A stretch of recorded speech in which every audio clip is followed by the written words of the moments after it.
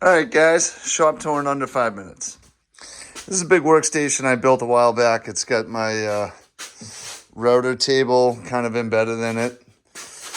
Radio, 6-way, battery chargers, drills. Planer is a flip top. This whole thing comes right up, folds back, and the planer flips up, so it's co-planer with the top of the bench. Got a Bosch contractor, table saw, bunch of jigs. So I've got the big sled, regular fence, sacrificial fence for dados. This is a straight edge jig. I've got the tall fence over there. And those two right here. These two are accessories that go with this. This one allows me to extend out a stop block so I have longer cross cuts and repeatable. And then this one sits down here like this so I can do different angles and set those up on repeatable angle cuts. Bandsaw, shopsmith, which is a whole conversation in and of itself. I've got set up on the drill press right now. Sandpaper station, clamp racks. I just moved all this stuff around. I've got a drop there for a vacuum hose, which does reach both sides of the shop, centralized location. I've got my workbench here. This is a folding workbench. These legs will fold up and the whole thing slides back so I can save more space. The shop is about 28 by 12, but after the walls, I built in the walls. I've got about 11 and change. And then after all the lumber racks from there to there, I've got about 9 feet-ish. Everything's on French cleats, the whole place, all the walls, French cleats. They're spaced about 5 inches from the top of one cleat to the top of the next cleat. So after, essentially this can go 5 inches up on the wall or 5 inches down. And that's customizable around everywhere. I made custom lumber brackets so I can hold all my stock. See there? And all there. So I can rearrange it all as I go. Little hardware deal. And then this is my consumables closet. Again, you can see French cleats on this. And then there's cleats on the inside as well on the doors. And these cubbies are hung on that. And then this whole deal here is just one big piece of 1/2-inch MDO also hung on the cleat in 2 locations. And then there's cleats on that. So I can move those things around as well. There's cleats all over the walls here. I've got those same style brackets and just scrap for shelving.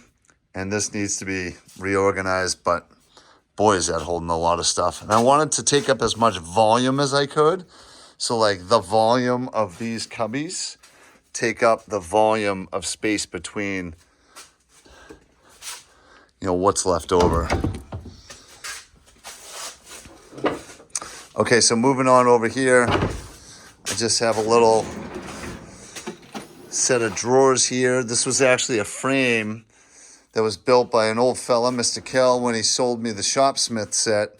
And he's got this custom rack that holds the Shopsmith in. He welded all this together. And then over the course of time, I built this box and then installed these drawers. So they're full, soft closed drawer slides.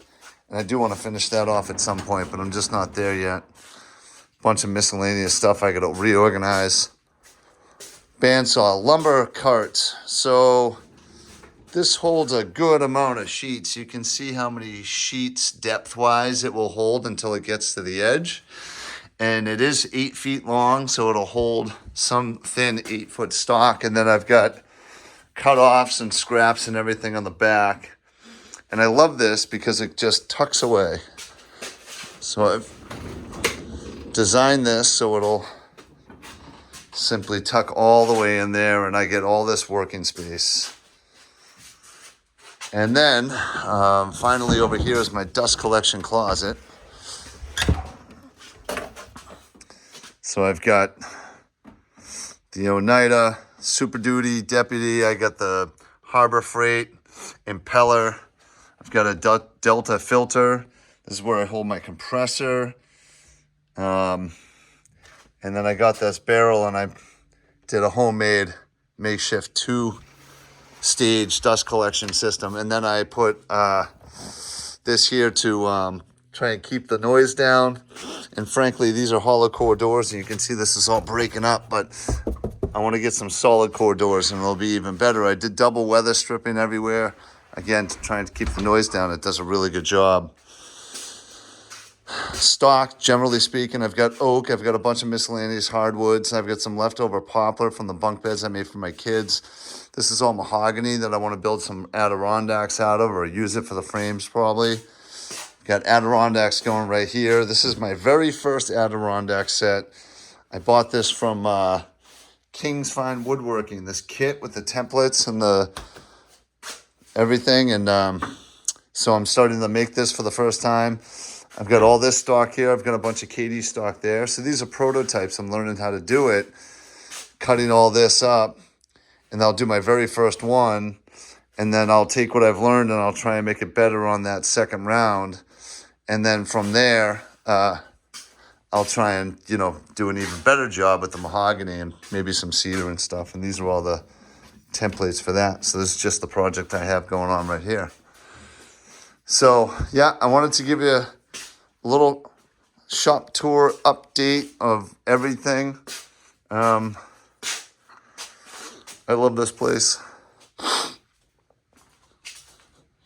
I just reconfigured my piping. So this pipe was always running along the ceiling here for the dust collector. And it used to just stop right about there. And then I had one drop down and it was just in the way. And I ended up redoing these blast gates and I added this one coming over here. And I want to make this a hard pipe and then bring a 45 over to here and then have it drop down. But this can easily be pulled down and catch the router table, or be brought over here and catch the planer, or eventually come over here and catch an overarm dust collection on the table saw.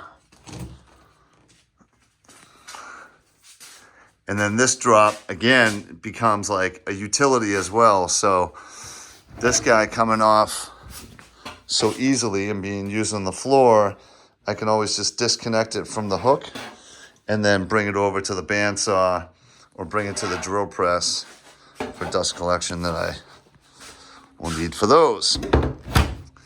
Finally, on small dust collection, I've got this utility as well. So this is a Rockler coil that you can get. And then I've got it, hooked up to the shop vac. So it's almost like it's a 2-stage, but not quite. There is a bag in there with a HEPA filter on it. And the bag kind of acts like that first stage, And then this thing, I can just basically take it as a utility and vacuum up whatever I want with it. Or I've got a floor sweep back there, which I really don't need anymore. Or I can just connect it to the sander. So that's a good utility. My vise over here. Yeah, man. Workshop life, eh? There you have it. Okay, thanks for coming. Bye.